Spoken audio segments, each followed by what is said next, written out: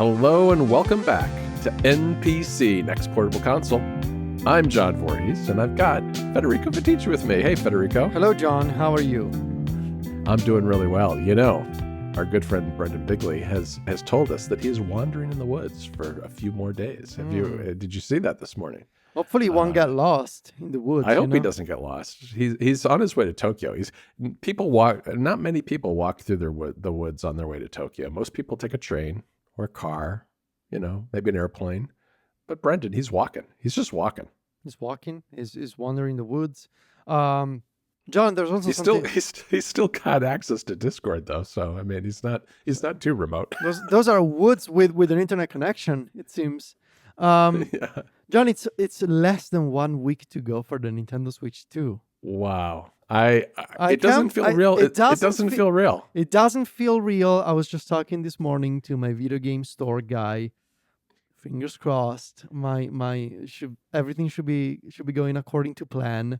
He also told me they're doing, it's unfortunate because I won't be in Viterbo for that. He's doing the midnight thing. Nice. You're not going to send your mom. You're not going to send your mom out at midnight. I don't think I'm gonna send my mom. So actually, Marco, the guy, added me. They created this WhatsApp group thing with a bunch of customers essentially, and they're chatting about video games. And so they were. That's smart. Yeah, that's clever. That's a cool thing to do. Yeah, it's very nice. And they were organizing this morning, so I was listening to these audio messages that they were exchanging. So they're setting up. They're opening the store at like 10:30, 11 p.m. They're gonna have some food, gonna have some snacks. They're gonna wait. Nice. They're gonna wait for midnight. It's gonna start selling the Switch 2 units at midnight, and then they're gonna spend couple of hours together just trying the Switch and playing Mario Kart, which sounds super nice, to be fair, but I won't be there because I gotta be in Rome.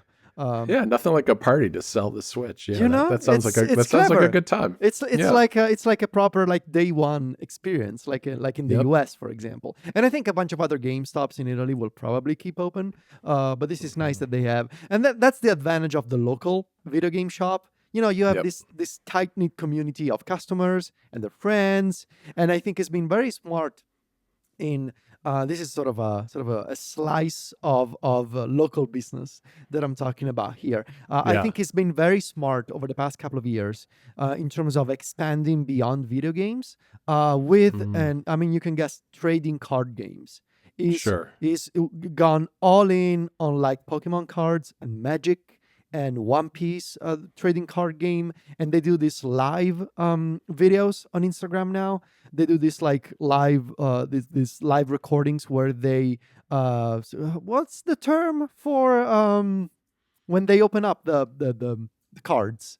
There's a term. Well, it's escaping me too. Yeah. No, I've seen some of his videos, but I haven't seen any card openings. Yeah, they do the card openings, the booster packs and all of that stuff. So now, in addition to the group, the video game group, they also have the trading card group. It's nice that it's basically become this all-in-one place for people who are into video games, people who are into cards, and people who are into action figures. That's the other thing that he does. Yeah. No, it's a community thing, which I like. Yeah. I think that's fantastic. It's really, really cool. All right. Well, so when are you going? When do you? I assume you're going on the 5th to Viterbo, or what's your plan? We'll see. We'll see if he can ship it to me overnight, maybe, or send my mom and meet my mom halfway through between Rome and Viterbo. I'm gonna drive 30 minutes. She's gonna drive 30 minutes. We're gonna meet, I don't know, at a gas station or something. And I'm gonna get my Switch 2 and Brandon's Switch 2. Oh, right. Sounds like a drug deal. It sounds like a drug deal with my mom. Yes. Oh, your poor mom. She's been through a lot. She has been through a lot because of me. Yes. Yes. Yeah. Specifically because of you. Yeah. Anyway, speaking of the Switch 2, we have a bunch of things to cover. John, what's up with the Nintendo 64 games?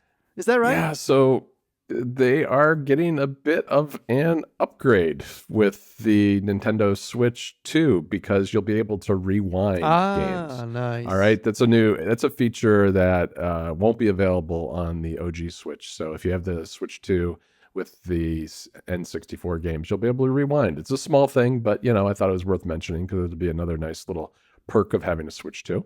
That's nice. Playing Wave Race or I don't know, Super Mario 64. I don't even remember the lineup of Nintendo 64 games that are available now. I don't really either. But can you play Ocarina? Can you play Ocarina of Time? That way, probably. I think so. Probably. Yeah.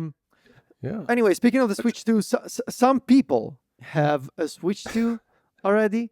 Fallen off a truck somewhere, probably. I was reading this article on Kotaku about a Russian influencer who did It's always a Russian influencer, isn't it? Black market deal to get a Switch 2. This is like, remember a few months ago when a Russian YouTuber got a MacBook Pro? That's why I said that. What's going on in Russia? What's going on in Russia? So many things are going on in Russia. That's a loaded question.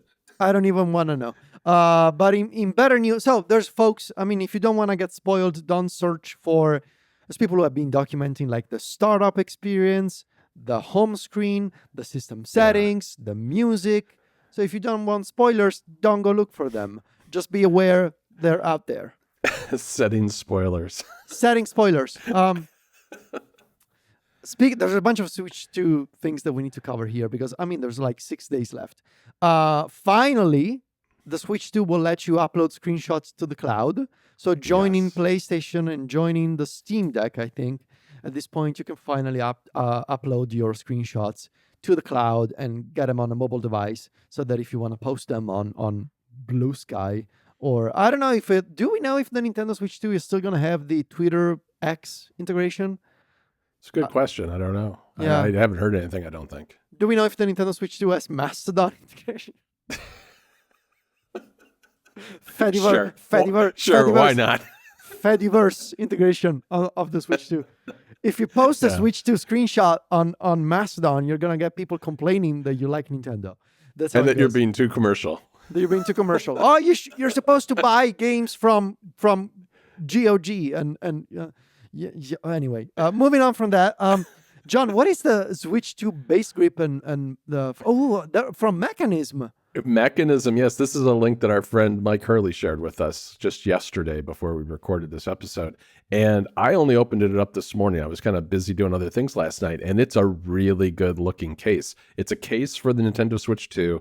It has replaceable back plates on it. So the back plates can have one Mechanism, connector, up to 4, I think. And then they have different grips that can be added to the Joy-Con. It looks like magnetically, and they're also opening it up for 3D printing, so people will be able to come up with their own designs. I love it. Which I thought is really cool. So it has, I think, its own kickstand too. Right now, all you can do is put in your email to reserve, and not to reserve anything, just to kind of, join the wait hear list. about it more. Yeah, join a wait list for hearing about more information. But this just went up a day or two ago.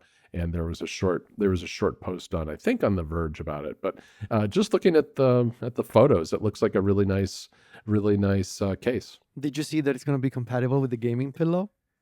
Of course, I've got the gaming pillow. I'm all over this case, Federico. I'm gonna buy this immediately. Same. I love Mechanism. I love everything they do. Yeah. I have a bunch of mounts. I have the gaming pillow. Great job with this one. I thought I broke my pillow. I thought I broke my pillow the other day, Federico. How can you break a pillow? I thought I broke one of the connectors, like the one that's in the base, but I hadn't. Something popped off. I had a battery pack on there, and I dropped the pillow, and it popped off, and I thought it had broken the plastic, but it hadn't. It was all intact and working just fine. Just released because I dropped it pretty hard. Okay. The Nintendo Switch app has been updated. There's a lot of app news here today. This is crossover news with Club Mac Stories because these were all app updates in our last issue of Club Mac Stories Weekly, which is our weekly newsletter for subscribers. Yes. And you're getting a little freebie here on NPC because, go ahead, Federico. Tell us about the Switch app update. I had to plug the club there for a second, Yeah, if you feel so inclined, in addition club.macstories.net. In addition to giving us $5 for NPC XL, you can also give us $5 for Club Mac Stories. Brendon's not here. I can promote my own stuff. Yeah. Thank you for supporting us. So Nintendo Switch app. We mentioned the screenshots and the video uploads. Right. Now you can manage your game chat invitations. I am so gonna try game chat with you and Brendon.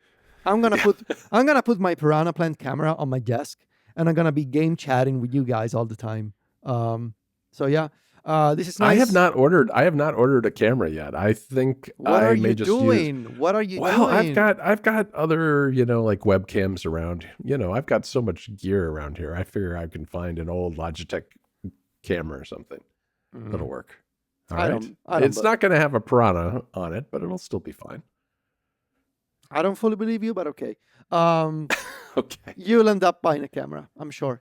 Yeah, you're right. What's up with Nintendo Music? I haven't checked in with Nintendo Music in a while.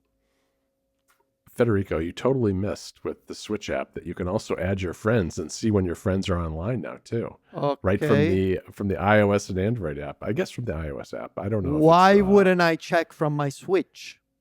I don't know. That's a good question. Because you're on your phone and you see, oh, John's online. I'm going to grab my Switch and do a little Mario Kart. That's why. Right. Because right. you'll get notifications on your phone about whether I'm playing the Switch or not. Right. I'm gonna stalk you then on the. Yeah, you can stalk me all you want. Okay. So, music. We've talked about the music app before, and Nintendo has been adding a lot more content over the months to it. But this is the first change that's more substantive to the way the app works. In that there's now a sleep timer. So if you get some of those, Nice. Those chill vibes, those great little songs from the UI of the Wii or whatever it is, you can fall asleep to those. And the extend to feature, which is that feature that takes, usually like those short music clips and allows you to extend them up to an hour. You can now extend full playlists now too. So, you want to listen to Nintendo music all night long? Who knows? I don't know how long you can extend it, but if you can extend a playlist, you could have hours of music there. Plus, there are now 5 and 10-minute extension durations too. So you've got more choices when it comes to extending things. Can I share a conspiracy theory? What's that? Falling asleep to Nintendo Music. Does it make you wake up more willing to purchase Nintendo games? There's probably some like silent marketing message embedded in all the files. like those spend money. Like those hidden lyrics that if you listen to a song in reverse, it tells you purchase Mario Kart. And you can just you wake up feeling, I don't know, I feel like I want to spend $80 to Yeah, I want to buy it. I want to buy a game today. I wonder why. Okay. Boy. And there's more app news because there is Nintendo Today. This is their newsroom adjacent product with the calendar. So now let's integrate with the calendar app on iOS, which is great. So now you can put events from. It kind of reminds me of Music Harbor, which is a music tracking utility that lets you track upcoming music releases and lets you sync those music releases with your system calendar on iOS. So now you can basically do the same thing with Nintendo Today. You can sync your Nintendo Today events with the Apple Calendar app on iOS. Except it shows up in the Today app is the way it works, Federico. So What do you mean? You get your personal events in the Nintendo Today calendar. Well, why not? Why won't you want to use it as your main calendar? Well, it can be your main calendar. I'm looking at mine. I've got it gives you mine's themed for Zelda, and it's got a nice little Zelda Triforce. And then it says right here, record NPC. If you click it, can you see the details of the event? Yeah. And I can edit it even or delete it. So, yeah. Good job, Nintendo. Nintendo Today is now a calendar client. Okay. I scroll down a little further and I have a picture of Donkey Kong. See, there's Donkey Kong. Perfect. Okay. I like it. So 6 days to go. I can't believe it. I can't believe it. This is so exciting. It's been 8 years since the original Switch, and it's finally upon us. And I don't know. I'm just so happy that this is happening again. So it's been so long. 8 years. That's a long time to wait for something new. To give you some context, 8 years ago, so 2017, we were using what? The iPhone 10. No, the iPhone 10 was not even out. 8 years ago, I quit my full-time job and started working at Mac Stories full-time. That feels like a long time ago. Wow. Yeah, Okay. that was 2017 for me, the Switch and leaving my old job. When the Switch came out in March 2017, I did not have my dogs. We would adopt Zelda and Ginger in mid-April. Oh, wow. Of that year. And I did not have any tattoos. I was completely clean.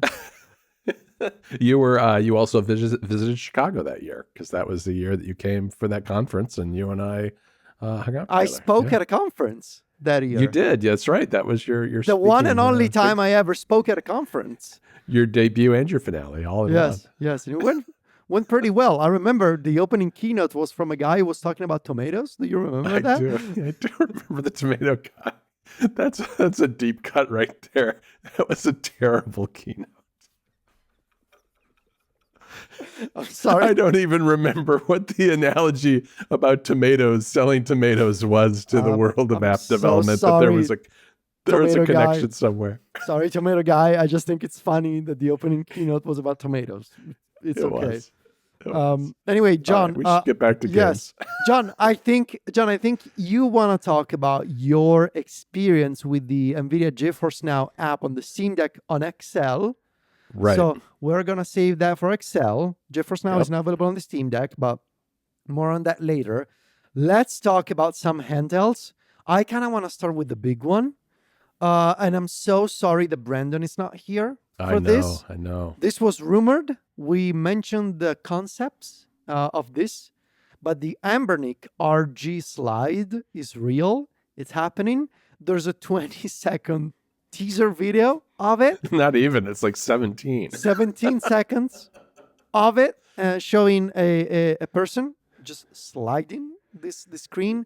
It looks like Anbernic is getting in the game of slide-up consoles reminiscent of the PSP Go and the Sony Xperia devices.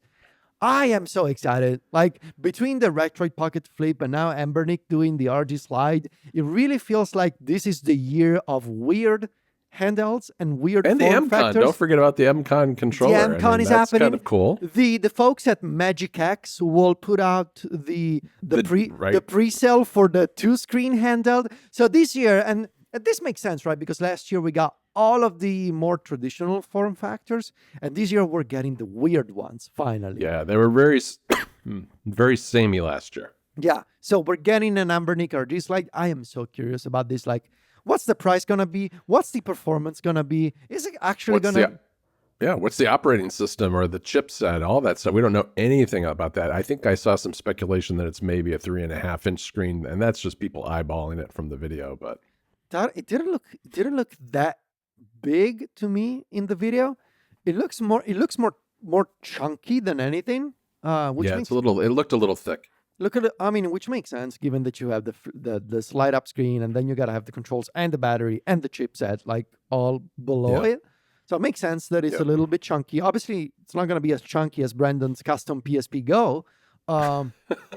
Nothing's that chunky. That's like a full brick you would put in a wall in a building. I mean, Brendon's PSP. Yeah, if Brendon's PSP went to Japan, it would have had to buy its own ticket to go to Japan. You know when when you travel with a dog and the dog is like above 10 kilograms, you gotta purchase a small child. They're like, oh, you can't have that child in your lap. You have to buy a ticket. You gotta buy a ticket. You gotta strap that PSP in. That's Brendon's PSP in Japan. But no, so the RG slide is gonna happen. We don't know anything else. I am so excited about this. I also mentioned the Magic X. The Magic X will be available. What's it called? The 040. It'll be available for pre-order on June 17th. So still a couple of weeks to go. I think I'm gonna get one. Because why not? Also, and this is a totally different type of handheld. We talked before about the Microsoft Xbox handheld, not the one that they were making with. This is so confusing. Microsoft was supposedly making 2 handhelds, one with Asus, one on their own, and we were very skeptical about the idea of Microsoft putting out a handheld of their own this year when they had nothing to show last year or this year. And now it looks like this handheld has been sidelined because they want to focus on getting third-party manufacturers on board with whatever Windows 11 Xbox program they're going to have. Yeah, my guess is they saw some of the performance figures for those early. I was gonna say. And they're like, we need to do some optimizations here because no one's going to buy these if they're worse than a Steam Deck. I think SteamOS is already putting the pressure under Microsoft. Oh yeah, Microsoft, and I mean, I haven't checked if there's a software update for my Legion Go to fix the installation problems, but I saw the benchmarks from other folks, especially, I saw folks who got the Legion Go S with SteamOS getting like 10% better performance compared to Windows with double the battery life. That's crazy. Like getting double the battery life just because you're not using Windows. If you're Microsoft, like you're going to be extremely concerned by what's going on here. Yeah, I agree. We'll see. I mean, I guess this all makes sense. It's disappointing not to see Microsoft jumping in the game because they do some interesting hardware over the years, and I'd like to see what they would do with a handheld, but I guess we're going to have to wait even longer now. Yeah. I don't know. We'll see. And also, like, that Asus thing is still happening. We only got those few photos from the FCC showing an ROG Ally with an Xbox button. Aren't you? So, are you? I'm a little surprised we didn't see an announcement during Computex and Microsoft Build. Me too. So I don't know. It's gonna be interesting. And lastly, I wanted to mention the REDMAGIC 10S Pro. So we mentioned REDMAGIC devices before. I used to have, what was it called? The REDMAGIC 8, I think is what I had a couple of years ago. I think that's right. Yeah. Gaming phone. They make excellent gaming phones now. They also make a tablet. The 10S Pro, because it's one of those devices with the Snapdragon 8 Elite. So they're basically gonna have Windows emulation. They're gonna overclock the 8 Elite, and they're gonna enable some kind of PC emulation on Android. I'm gonna tell you, I don't think it's gonna be great. Especially because like there's all kinds of issues with the Elite drivers so far, and so I'm very skeptical about. I could imagine a scenario in which you're getting Hades or I don't know, some lightweight 2D isometric game to run on a phone, even with the active cooling with the Elite. I obviously happy to be proven wrong. I would be skeptical if you can get something like the original Oblivion or Skyrim to run in Windows emulation mode on an Android phone. But we'll see what the folks at REDMAGIC do. Maybe they have better drivers. Maybe they have some optimizations that we cannot imagine right now. So we'll see. But interesting nonetheless. And I do think you're gonna get a phone with a big old fan in it, probably, don't you think?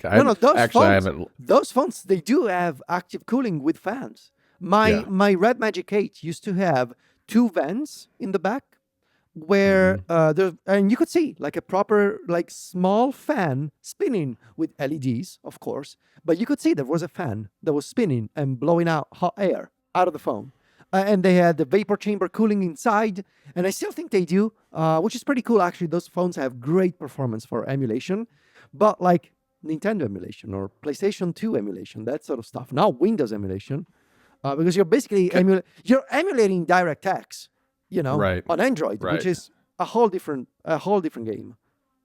Can I take you on a tangent, Federico? Yeah. You mentioned little tiny fans, and it reminded me of a demo I got at CES in one of those hotel rooms by a group called XMEMS. And XMEMS, maybe I talked about this a little bit on the show. These are not the X-Men, right? These are no, MEMS. It's confusing. I don't know what I think it stands for something. In any event, what they make is they make silicon chips that actually can push air. So they're solid state fans, essentially. They don't have mechanical parts. They can move air. And one of the things they said they can be used for is they can be used in like things like wearables, like, you could have one in an Apple Watch to help push air out and cool down the chips, or you could have them, they make them in earbuds to cool off earbuds. They're putting them on SSDs, because especially with things like Thunderbolt 5, those drives can get very, very hot. and you get better performance if you cool down the SSD. So they're putting them in drives now, and I could see them putting them in something like a phone, like that REDMAGIC at some point, to move the air without having to have mechanical parts that might break. So that's my tangent about the world of the cutting edge cooling of XMEMS. That's so weird. I know. It's so You seem impressed. You seem very impressed, Federico. I think your I eyes glazed over immediately. I am fascinated. I still have no idea what it means. Like I know. Like I understood the words and in succession that you spoke, but I cannot imagine it. That's my. I'm sure there's a white paper about it I can send you. I'm sure. Okay, please read do. all about it. Please do. Please do. Before we go, just a couple of things that we wanted to give a shout out. Have you played with Xbox Copilot on iOS, John? I have not yet, and I kind of wonder what it does. I didn't spend a lot of time looking at this. Have you? Just a few minutes. So my understanding is that, Copilot on Windows, right? The AI stuff that Microsoft does. So I think that they have a version of Copilot that is specifically optimized for Xbox and shows you achievements and news about games and the games that you've been playing, that sort of stuff. Isn't that already in the app anyway? It's kind of weird because it's more proactive, obviously, and it's based on AI. Okay. It's I think it's so useless. That sort of thing. I was gonna say, do I need an AI to tell me about my achievements or the games I want to play? I don't know, man. But it's out there, and they started testing it on iOS and Android. Can you tell me about this guide that you put in the show notes? This YouTube link? This is Russ from Retro Game Core, and he has a guide for playing retro games on the Apple TV. Not strictly a portable thing, but I thought it was really cool, and people should check it out because the 4K Apple TV has a pretty powerful chipset in it. It's only a couple generations back from where the iPhone is today, and RetroArch is available on the Apple TV. And Russ had trouble in the past, I guess, with games that he loaded up on the system getting blown out from memory, because the Apple TV does this weird thing where if it's running out of memory, it'll just offload apps and other content that's on the Apple TV, and that's a problem when you're playing games. But he found a solution for the way he set it up and where to put the games in the file directory, basically, so they don't get blown out. I haven't tried this yet, but I don't know. I thought it looked like a pretty cool idea. And you could definitely play games up to probably N64 without any trouble on an Apple TV 4K. So if you have an Apple TV, it's another thing you can do. Can I just say that I appreciate how Russ is navigating this post-tariffs world? This is very much a post-tariff video from Russ, yes. I think he's being very clever right now in trying to diversify the type of content that he puts out. So guides, more in-depth look at features of existing devices. I really liked that video with the grips from Etsy. Doing this sort of, I think is being very clever and very creative right now, which, constraints, they always help creativity in a way. So we haven't had a new console in our hands for quite a while, and there's still plenty to talk about, especially with the Switch, thank goodness. But he's been doing a nice job with it and revisiting older systems and kind of comparing and contrasting some of them now that we've got, that's the thing, is that a lot of this content that he makes and stuff that we do, for that matter, is you talk about it in the moment, but you don't revisit it that often. And revisiting stuff, I think, is valuable. So yeah. Very nice, very nice. All right. Well, John, this is our last episode of NPC before the Nintendo Switch 2. Yes, and right on the heels of the Nintendo Switch 2, we're going to California for WWDC, which is Apple's developer conference. So we're going to find a way to record an episode next week, hopefully after we've had a chance to play the Switch 2 and get it actually edited and published while we were running around in California. That is one of my nightmare scenarios, but We'll get there. We'll get there. I think We'll get it done. we'll get it done. We'll get it done. hopefully, And hopefully we'll get it in Brendon's hands relatively quickly too, so. and then we'll Hope so. have time to talk to him too about it. Hopefully not too long after the launch. Yeah. And, hopefully by the time when you watch the next video, instead of having just, this stuff on my desk, I'm going to grab a Nintendo Switch and show you my Nintendo Switch 2. Hopefully. Yeah. I'm looking forward to it. It'll be a lot of fun. Yeah. All right. Well, we got to talk about streaming on XL. So we're going to do that. And if you want to sign up for NPC XL, that is our Patreon only tier of NPC with a whole extra episode of it. You can sign up at just $5 a month. Just search for Next Portable Console on Patreon. And we love you so much for your support. And John tested NVIDIA GeForce Now on his Steam Deck. So we're going to talk about that. Sounds good. All right. Well, everybody, you can find us, of course, online. Brendon is on wavelinks.online. He recently wrote a post on the site, so he's got some new content up there as well. He's also one of the co-hosts of Into the Aether, and Federico and I are over at macstories.net and do a bunch of other shows too, if you're interested in other kinds of tech topics. You can find us on social media as well. Just search for our names, and we will see you in another week with the Switch 2 in our hot little hands. Talk to you next week, Federico. Talk to you soon. Bye. Bye.